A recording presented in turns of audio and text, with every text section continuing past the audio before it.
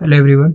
इस वीडियो में UP PCS के रिवीजन सीरीज में यूपी स्पेशल के अंतर्गत इस लेक्चर में हम देखने वाले हैं उत्तर प्रदेश में जो भी भक्ति संत थे, मतलब कौन कौन से भक्ति संत थे जो यूपी से बिलोंग करते थे और उन्होंने भक्ति मूवमेंट के प्रचार प्रसार में अपना काफी योगदान दिया, उनके बारे में देखेंगे क्योंकि इस पॉइंट से क्वेश्चन बनते हैं। इस लिस्ट में सबसे पहले थे जो हमारे संत थे वो थे रामानंद जी। रामानंद जी, इन्होंने रामानुज को अपना गुरु बनाया। रामानुज कौन थे? ये वैष्णव संप्रदाय के एक संत थे जो कि साउथ इंडिया के तमिलनाडु से बिलोंग करते थे। इनका जो मेन कंट्रीब्यूशन था रामानंद जी का, इन्होंने स्प्रेड द भक्त मतलब उत्तर भारत में भक्ति आंदोलन का प्रचार प्रसार किया। तो इनका उत्तर भारत में भक्ति आंदोलन के प्रचार प्रसार में काफी ज्यादा योगदान था।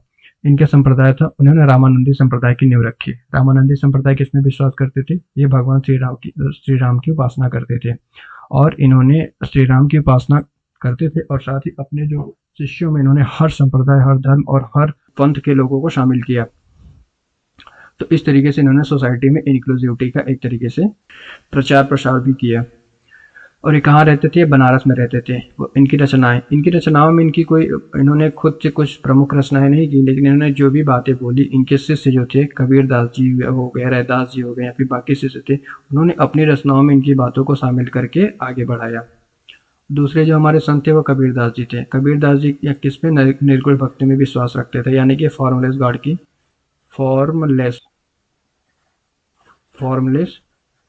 गॉड में विश्वास करते थे। ठीक है। और इनकी जो रचनाएं थी बीजक और कबीर ग्रंथावली इनकी प्रमुख रचनाएं थी।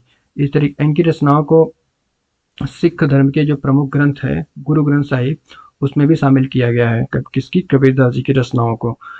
इनको मानने वालों को कबीरपंथी के नाम से जानते हैं। कबीरपंथी क्या करते हैं? कबीरदास जी की बातों में विश्वास करते हैं, उनके टीचिंग को फॉलो करते हैं। इनकी मुख्य शिक्षाओं में क्या है? एकता और धार्मिक विभाजन के खिलाफ। धार्मिक विभाजन के खिलाफ मतलब इनके जो मानने वाले तो हिंदू, मुस्लिम, सिख, मतलब सिख, ईसाई, बाकी जितने भी धर्म संप्रदाय मजहब के लोग थे सभी शामिल थे। तो एक तरीके से तक मतलब इंक्लूसिविटी का इन्होंने काफी अच्छा एग्जाम्पल प्रस्तुत किया था। इनका जन्म कहाँ हुआ था? बनारस में एक जगह है मगहर, वहाँ पर उनका जन्म हुआ था। कबीरदास जी के बाद जो हमारे अगले हैं वो है वल्लभाचार्य जी।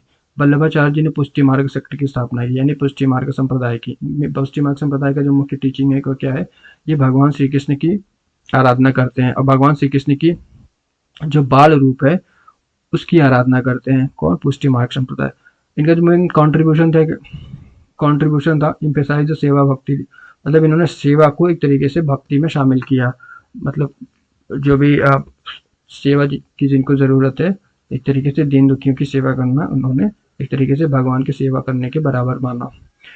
इन्होंने कहाँ-कहाँ? चंपारण, मध्य प्रदेश, बनारस, वृंदावन, इन जगहों पर अपनी बातों को प्रचार प्रसार किया। इनकी जो रचनाएं थी अनुभाष्य, शोषण ग्रंथ और सुभोषिनी, ये प्रमुख इनकी रचनाएं थी। और जो हमारे अगले हैं वो तुलसीदास जी। तुलसीदास का जो सबसे प्रमुख रचना है रामचरितमानस। अदर रचनाओं में क्या है? विनय पत्रिका, हनुमान चालीसा, कवितावली और दोहावली। ठीक है। और इनकी जो संप्रदाय था रामानंदी संप्रदाय, ये भी रामानंद को में मतलब रामानंद जी जो थे, जिनके कबीरदास जी और रविदास जी शिष्य थे, उन्हीं की बातों में विश्वास करते थे। इनकी जो मुख्य शिक्षाएं हैं सगुन भक्ति, ये भगवान श्री राम की पूजा करते थे। और इनकी जो निवास स्थान था वो राजापुर नियर चित्रकूट, और चित्रकूट में इनका जन्म हुआ था। बाद में ये बनारस चले गए थे पूजा पाठ करने के लिए। इनके मुख्य योगदानों में अपनी देशज रचनाओं के माध्यम से राम की कथा को जनता तक पहुंचाया।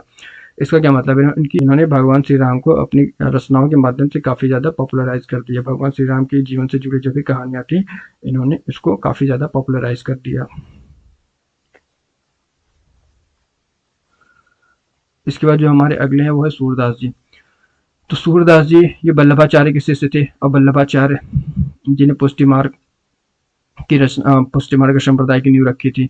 ठीक है। तो इसका मतलब सूरदास जी पुष्टि मार्ग संप्रदाय से बिलोंग करते हैं।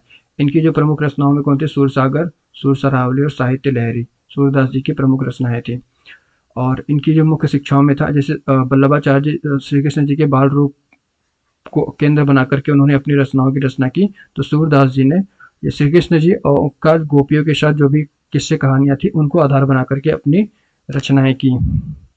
और इनके भक्ति आंदोलन पर भक्ति संगीत को महत्वपूर्ण प्रभाव डाला, यानी कि इनकी जो भी रचनाएं थी उसका भक्ति आंदोलन पर काफ़ी ज़्यादा प्रभाव रहा। ये कहाँ पे रहते थे?